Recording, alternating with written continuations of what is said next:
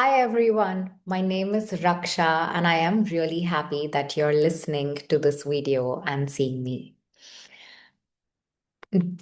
Most of my work has been interwoven with presence, and today's topic is related to the same. So I am going to start today's video with a social psychology study that was conducted by Timothy Wilson.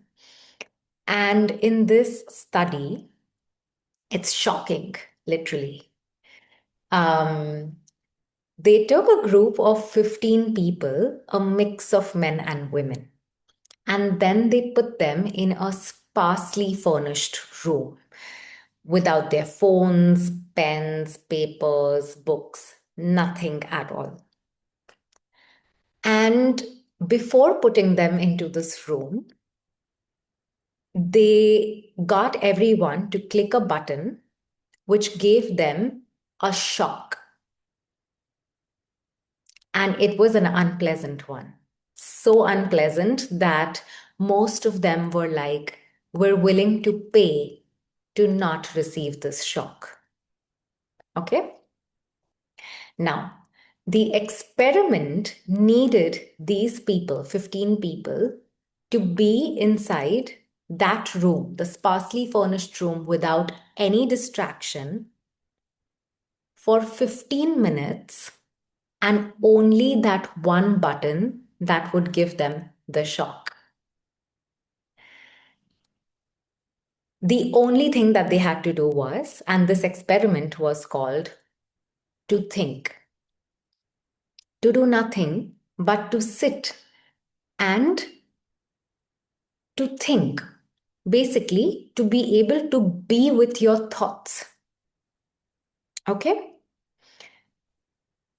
Now, in this experiment, it got so painful for people, for those 15 people, to sit with their thoughts, to think that 67% of the men and 25% of women literally pressed that button and gave themselves a shock at least once. And there was one man who gave himself the shock, hold your breath, 190 times in 15 minutes.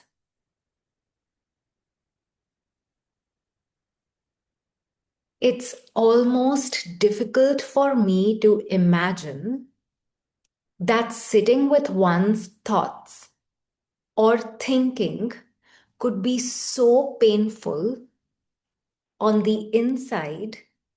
To get still and to sit with yourself, with your insides, would be so difficult that this person was willing to give himself physical pain 190 times in 15 minutes. And then it got me to think that there must be several people in this world. Who knows? If we are put into a room like that and told to sit with our thoughts, I don't think I will be surprised at how many people will allow that sort of boredom or torture to sit with their thoughts or to think that they will actually go and press that button in a matter of 15 minutes. And this is reality. A lot of us are passing lives literally like that. So tormented, so tortured, and some so bored by the thoughts that arise in our consciousness that we are literally willing to eat whatever comes our way. And when I say eat, I also mean mentally. We're seeing reels, we're scrolling, and literally eating whatever follows. Whatever the algorithm wants to feed us, we're just eating. Whatever's coming our way, we're just eating. And this is something to ponder about, because that would literally mean that we are spending probably our whole life asleep, eating whatever is coming our way, just so that we do not have to be in the discomfort of being in boredom or the discomfort of being in confrontation with what shows up in our thoughts.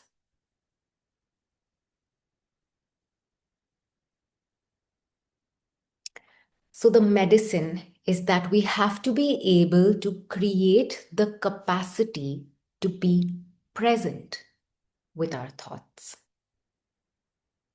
And yes, that's a boring journey. And I know that this video might also sound like, who's going to do this? All this enlightenment stuff. And I'm not saying that, oh, we all have to like get enlightened in this lifetime. But this video is just an invitation to reduce suffering. Let's see it that way. To just reduce the suffering of avoiding the things that show up in our psyche, the thoughts that show up in from our mind, in our consciousness, which are honestly, I would use the word pollution, which are polluting our insides, inflaming us.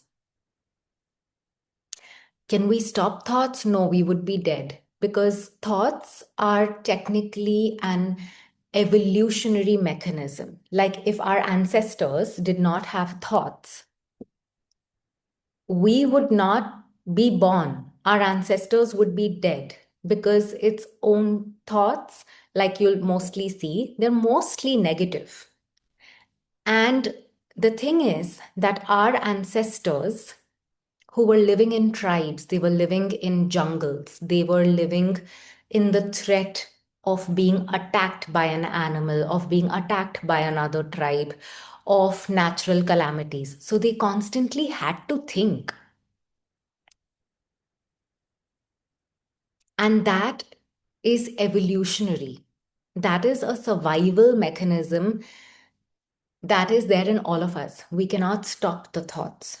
But what we can do is create the capacity to be present with our thoughts.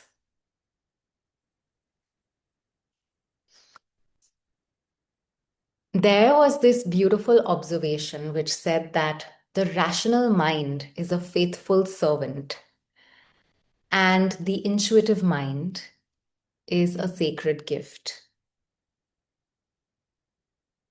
And maybe when we can be present with our thoughts, that we can actually start commanding necessary direction where the rational mind, where our rational mind, where our thinking mind, which benefits us, can actually take the direction that we want it to take instead of being directed by it,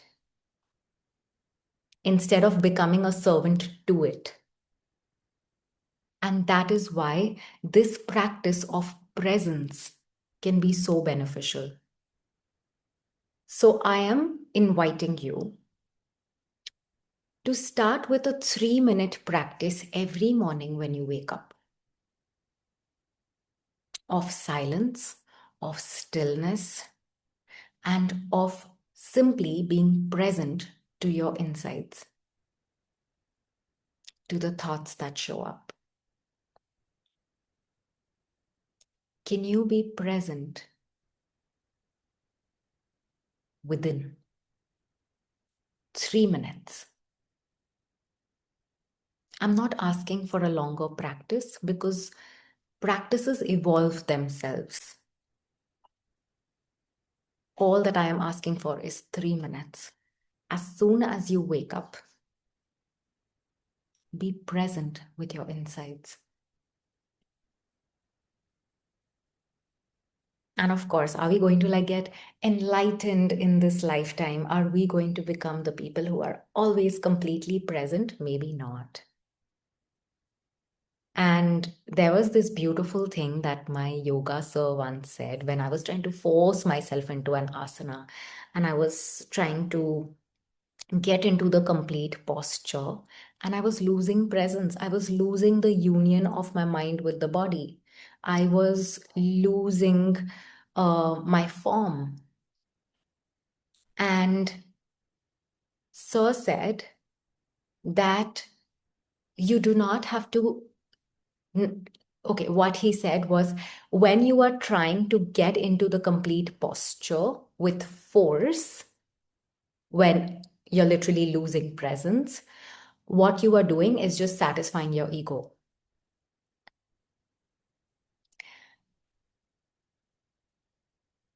And that is when I literally realized that without losing form and presence and the union between my attention and the body, even if I achieve just as much as I can, it is enough.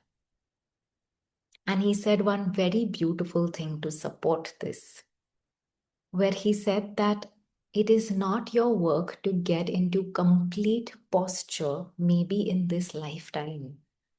But at least when you again resume your practice in the next lifetime,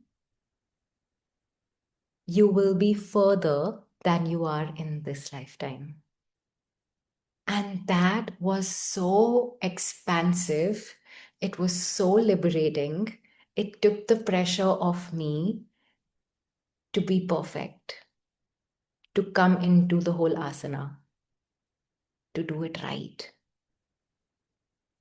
Like even just now when I say it, I feel so much ease in my heart, literally as if the walls of my heart are expanding, they are relaxing. And that is how we get to live, by just doing as much as we can, even if it is 3 minutes a day when we wake up. I hope that this video has helped someone,